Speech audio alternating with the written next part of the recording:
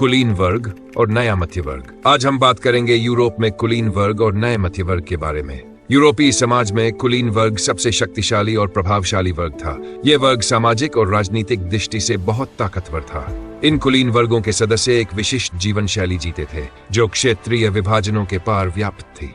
कुलीन वर्ग के लोग अक्सर ग्रामीण इलाकों में बड़ी जमीनों और शहरी हवेलियों के मालिक होते थे। राजनीति में उनका बड़ा प्रभाव था और वे उच्च वर्ग के बीच फ्रेंच भाषा का प्रयोग करते थे। उनके परिवारों के बीच अक्सर वैवाहिक रिश्ते होते थे, जिससे उनका प्रभाव और बढ़ जाता था। लेकिन यह कुलीन वर्ग संख्या में बहुत छोटा था। यूरोप की अधिकांश जनसंख्या किसान थी। पश्चिमी यूरोप में ज्यादातर लोग किराए पर जमीन लेकर खेती करते थे, जबकि पूर्वी और मध्य यूरोप में भूमि विशाल जागीरों में बांटी हुई थी और वहां भूदास खेती करते थे। अब औद्योगिक उत्पादन और व्यापार में वृद्धि के कारण यूरोप के शहरों का विकास हुआ।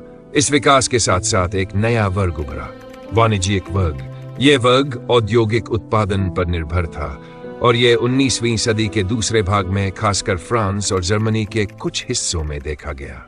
इसके परिणाम स्वरूप नए सामाजिक समूहों का निर्माण हुआ। इनमें श्रमिक वर्ग, मध्य वर्ग और सेवा क्षेत्र में काम करने वाले लोग शामिल थे। ये वर्ग धीरे धीरे अपने अधिकारों के लिए जागरूक होने लगे। मध्य और पूर्वी यूरोप में इन नए सामाजिक वर्गों का आकार 19वीं सदी के अंतिम दशकों तक छोटा था। लेकिन जैसे जैसे कुलीन वर्ग के विशेषाधिकार समाप्त हुए, वैसे वैसे शिक्षित और उदारवादी वर्गों के बीच राष्ट्रीय एकता का विचार लोकप्रिय हुआ। इस प्रकार कुलीन वर्ग और नए मध्य वर्ग के उभरने से यूरोप के सामाजिक और राजनीतिक ढांचे में बदलाव आया और ये राष्ट्रवाद के विचार को मजबूत करने में सहायक बना।